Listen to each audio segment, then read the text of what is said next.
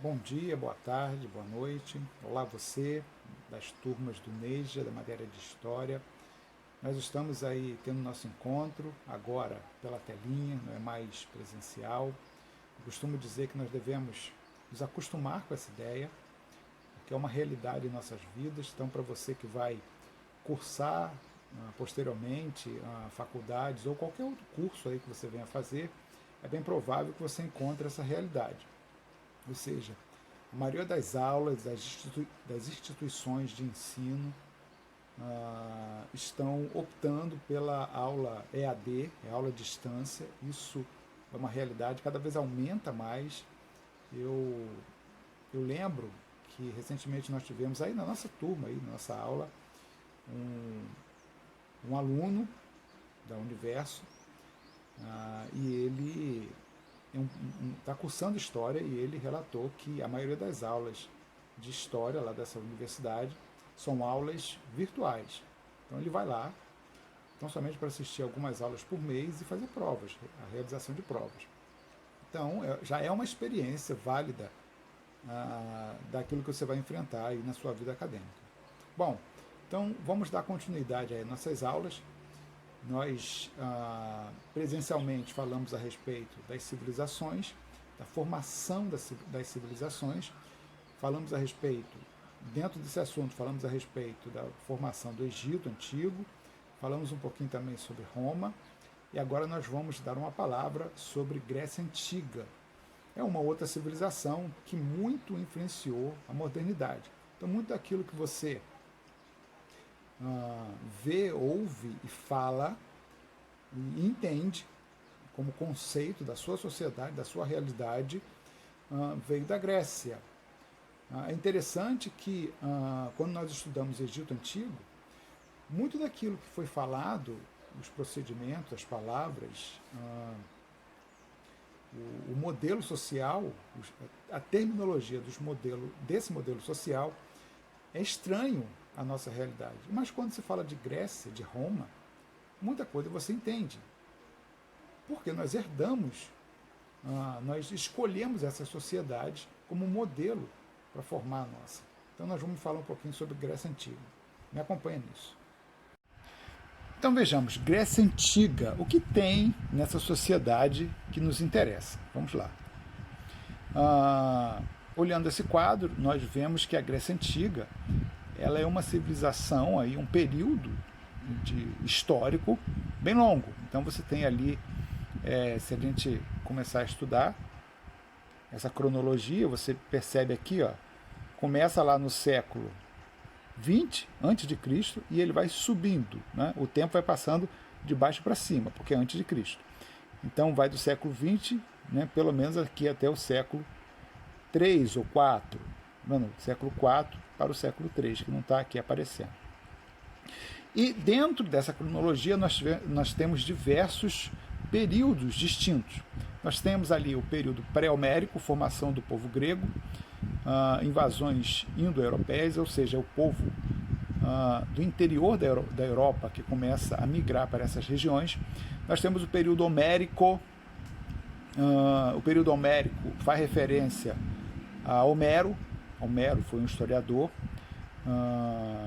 E por que tem esse nome? Por que período homérico? É porque a maior fonte de pesquisa desse período são os escritos desse historiador. Então você tem lá, né, as duas principais obras são a Ilíada e Odisseia, e ali você encontra aí um modelo social, né, predominante nesse período.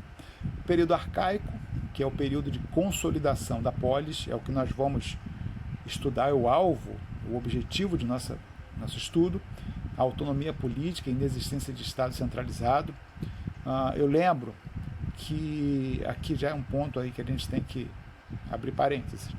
A Grécia ela não é um império, como nós vimos no Império Romano, ela não se consolida como um governo único, que abrange uma região imensa, como foi o Império Romano. São várias cidades independentes, autônomas. A gente chama isso aí de cidade-estado.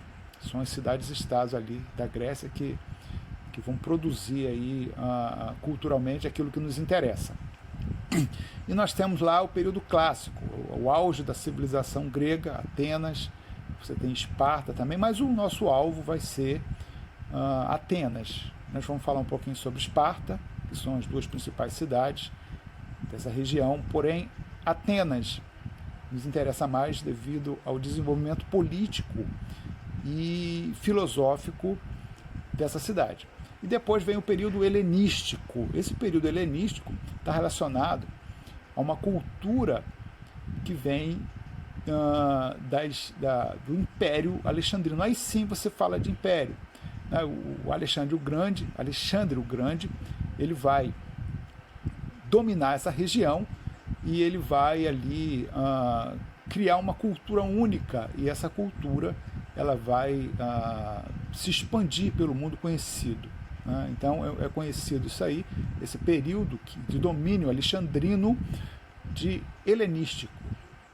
Então vamos prosseguir aqui nosso breve estudo a respeito dessa sociedade. Então tá lá, cidade-estado ou polis.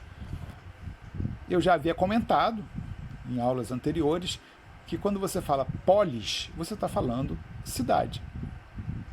Esse nome polis, ele quer dizer cidade em grego. O nome cidade é latim, vem do latim. E polis é o mesmo nome, porém em grego. Por isso que nós temos aí Petrópolis, Heliópolis, Teresópolis, Petrópolis, cidade de Pedro. Nilópolis, cidade de Nilo. É mais ou menos por aí, para você identificar os nomes que nós temos aí, herdados aí dessa cultura grega. Como eu falei, você vai identificar muitos nomes, muitos conceitos que vêm dessa sociedade. Então, fala assim, a cidade-estado grega era um centro político, social e religioso autônomo. Olha a autonomia aí. Autônomo quer dizer, não havia um governo sobre todas as cidades, não havia uma regência única. Elas rejeitavam qualquer predomínio de uma cidade sobre a outra, de um governante que não seja um governante da própria cidade. Então, continuando com uma classe dominante, deuses e sistema de vida próprios. Então, vamos prosseguir. Então, tá lá. O que interessa para a gente, em termos de mudanças que levam essas cidades a nos chamar a atenção e até mesmo fazer com que elas sejam modelos para a nossa sociedade, começa aqui, nessa questão da mitologia. Então, como que os gregos dessa época faziam a leitura do mundo? Como é que eles explicavam as coisas? Como é que eles se relacionavam com a natureza, com as dificuldades da vida e com tudo mais que abrangia a vida humana? As explicações vinham muito do mundo sobrenatural. Então, isso aqui você já conhece.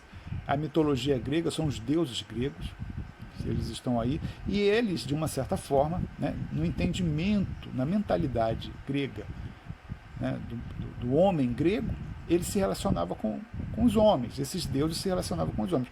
Você deve ter visto algum filme que fala desse imaginário popular, um consenso praticamente entre os gregos, né, dessa relação que eles tinham com os deuses. As explicações que, para hoje, né, que nós temos como explicações científicas dos fenômenos da natureza, essas explicações eram atribuídas ao agir dos deuses. Então, por exemplo, você tem aí Zeus, é o deus do trovão. Quando você viu um raio, um trovão no céu, você estava falando, Zeus está nervoso. Era mais ou menos por aí. Você tem Poseidon, que era o deus dos mares. Você tem até um filme aí, o Aquaman, que faz menção a essa mitologia. Então você tem diversos deuses aí, Afrodite, né? Que até hoje são bem conhecidos pelas suas histórias, né? Essas histórias se propagaram bastante. Então você tem Cronos, por exemplo, que é o deus do tempo. Por isso que você tem cronômetro, cronologia. Esse nome vem ainda da mitologia grega. Então, o que vai acontecer? Vai chegar um tempo em que vão surgir aí, vai surgir a filosofia. Então, a filosofia surgiu nesse contexto de deuses, nesse contexto em que os fenômenos da natureza são explicados pelo agir dos deuses. Porém, essa filosofia, que a gente vai chamar aí, num primeiro momento, de filósofos pré-socráticos, está aqui, ó, filósofos pré-socráticos, eles vão mudar um pouquinho esse pensamento, embora eles não refutam, não ataquem esse pensamento voltado para mitologia, mitológico, pensamento mitológico. Eles interagiam bem com esses digamos, com uma forma de explicação pautada nos mitos, nos deuses. Eles criaram um outro modelo de explicação. Eles começaram a perceber, começaram a entender, começaram a trazer o pensamento humano para a realidade natural que eles viviam. Então, eles tentavam explicar a natureza dentro da própria natureza. A ideia era essa. Você percebe ali que está escrito aqui, ó, filósofos pré-socráticos. Por que pré-socrático? Porque eles surgiram antes de Sócrates. Sócrates foi um filósofo, digamos assim, divisor de águas. Ele vai vir com outro fundamento, você vai ver daqui a pouco. Então, esses filósofos pré-socráticos, eles começaram a trazer as explicações para dentro da realidade natural do homem, aquilo que eles encontravam dentro da natureza. Por isso que surge esse nome cosmologia. Então, cosmo, a explicação está dentro do próprio cosmo, do ambiente que o homem vive, dentro do universo. Por isso que surge esse nome aqui mais embaixo. Não sei se você está acompanhando comigo. Aqui, physis, tá vendo? Física vem de físico, meio físico. A explicação está dentro do meio que você vive, o meio natural. Não está nos deuses. Eles começaram a trazer essa outra explicação. E outra coisa aqui, interessante, então você tem filósofos da natureza, filósofos físicos, né? A explicação está dentro da física, daquilo que é palpável ao homem, e você tem aqui os filósofos arqué, ou seja, esse termo arqué, ele é muito usado ainda em nosso idioma. Então você tem arqueologia, você tem monarquia, que vem de poder, de comando, de geral, aquele que organiza tudo. Então, esse arque, eles entendem que seja que exista algo que organize tudo que existe. Então tá ali, ó. Deixa eu ler aqui embaixo, tá vendo aqui, ó? Então, bem aqui no vermelhinho, ó, tá aqui, ó, arqué. Origem seria um princípio que deveria estar presente em todos os momentos da existência de todas as coisas, no início, no desenvolvimento e no fim de tudo, princípio pelo qual tudo vem a ser. Então, alguns filósofos pré-socráticos entendiam que algo iniciou tudo, algo mantém tudo, algo estabeleceu tudo. Esse algo eles chamam de arqué. Por isso que nós herdamos esse nome. Monarquia, diarquia, hierarquia, ou seja, está no alto de tudo. Esses nomes que eu falei têm origem nesse arqué grego. Bom, esses filósofos, eles romperam com a mitologia. Eu lembro que eles não descartam a mitologia, mas eles colocam o conhecimento pautado na natureza, na physis, no meio físico, e no arqué, ou arqué, paralelo à filosofia. Eles não atacam, porque isso aí estava no imaginário popular. Eles, de repente, até pensavam assim, tinha esse duplo pensamento, mas eles não atacam, eles não querem derrubar, digamos assim, a mitologia, mas eles querem trazer novas explicações para tudo que existe. Bom, vamos prosseguir então. Então, o que você viu até agora aí nesse estudo da Grécia Antiga? Você percebeu que é um período muito longo. Então, se a gente pensar a respeito disso, você vai ver que começa lá no século XX a.C. E vai até o século III, o século IV. Isso aí você tem aí mais ou menos 1.500 anos, ou 1.600 anos, bastante tempo. E esse período, ele é subdividido. Você tem lá embaixo, no início, o período pré-homérico, é o período de migração, é o período de formação do povo grego. Eles migram para essa região. Você tem o período homérico. O período homérico é chamado período homérico em função desse historiador, Homero.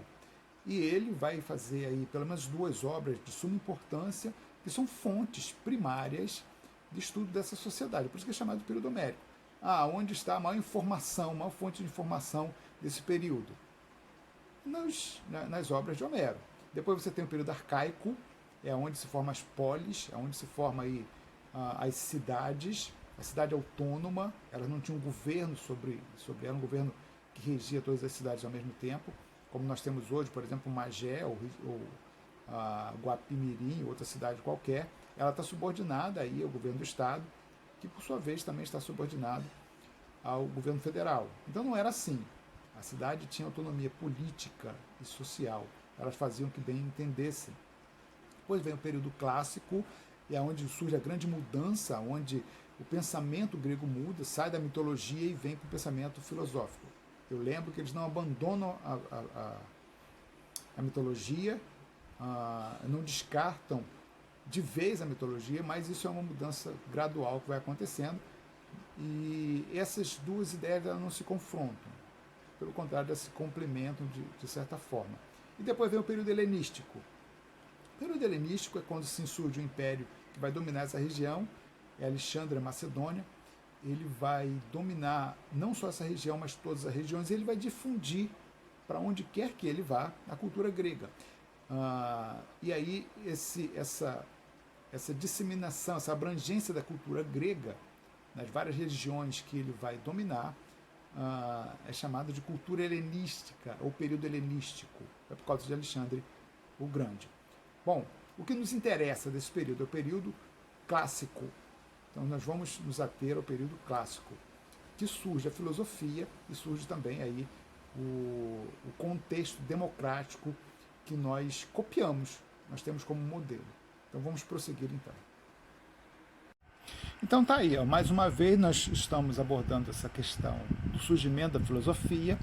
São os pré-socráticos, esses nomes aí são os autores, os filósofos pré-socráticos. Não posso chamá-los de autores porque muitos não escreveram, mas eles compõem aí essa mudança de pensamento. Você vê ali, fala da cosmologia, né?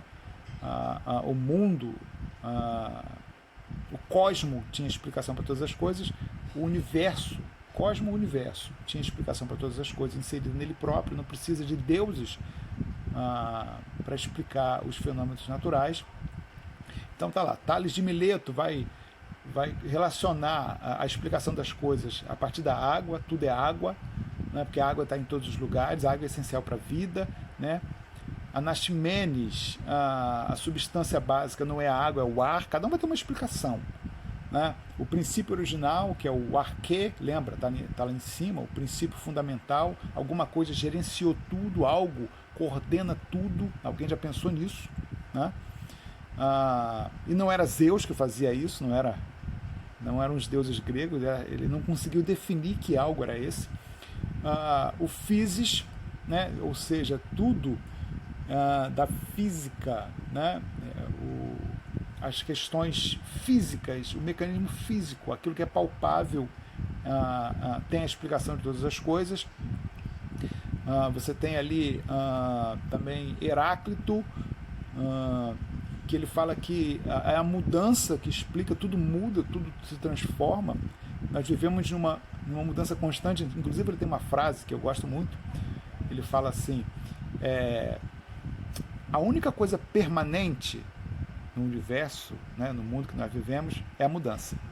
Parece contraditório, mas é uma grande verdade. A única coisa permanente é a mudança. Depois vem Paraximenes, a mobilidade do ser, né, o ser, aquele que existe, se move, está em constante movimento. Cada um tem uma história. Um dos mais conhecidos aqui também para você, o Pitágoras, que queria explicar tudo pela matemática, tudo tem um fundamento matemático. Então a gente percebe aqui que essa mudança ela vem de uma forma assim, multiconceitual. Eles começam a explicar, cada um tem uma ideia, um princípio para poder explicar a origem das coisas, e eles se aplicam dentro desse princípio. Então esses são os filósofos pré-socráticos. Eles descartaram ou deixaram de lado a explicação mitológica e passaram a fazer uma explicação mais centrada em algo palpável, naquilo que eles podem colocar as mãos, naquilo que eles podem perceber, observar, experimentar. Então esses são os pré-socráticos. Então, agora nós vamos ver aí a mudança dentro já desse caminho, que já era uma grande guinada, digamos assim, saiu da mitologia para o mundo físico, e agora vem o Sócrates. Qual a importância desse filósofo? Que mudança que ele vai fazer com relação a esse novo rumo que o pensamento humano estava tomando? O Sócrates, ele vai trazer o pensamento para o ser humano. A ideia dele é você estudar o ser humano. A ideia dele é você entender. Inclusive, uma das frases que ele vai adotar, né, parece que não foi dele exatamente, ele viu isso escrito em algum lugar, mas ele vai adotar: conhece-te a ti mesmo. Então você tem que se conhecer. E aí ele vai trabalhar toda a filosofia dele no ser humano. Olha a guinada que ele está dando de novo. Então não é o physis, não é o arquê, não é a água, não é o ar. Ele quer voltar os olhos para o próprio ser humano. E a partir daí ele começa a desenvolver a filosofia dele. Bom, nesse período também surge uma outra classe de filósofos chamados sufistas. Os sufistas, eles também são pré-socráticos, vêm antes de Sócrates. Eu errei aqui a ordem dos slides. Os sofistas foram os primeiros filósofos do período pré-socrático. Esse se opõe à filosofia pré-socrática, dizendo que esses ensinam coisas contraditórias e repletas de erros que não apresentam uma utilidade para a polis. Olha só, olha que interessante a importância desses sofistas. Como eu já havia dito, a polis já havia surgido. As pessoas já estavam vivendo em cidades, o meio urbano, cheio de problemas, cheio de conflitos, porém as pessoas já estavam lá. Então os sofistas estão dizendo o seguinte: olha, vocês estão aí falando do ar, estão falando da água, estão falando da physis, estão falando do arquê, e os ensinamentos de vocês são contraditórios, né? não se relacionam entre si, por isso são cheios de erros, porém o que vocês pensam, o que vocês falam não resolve o problema da cidade. Eles têm que pensar sobre a cidade.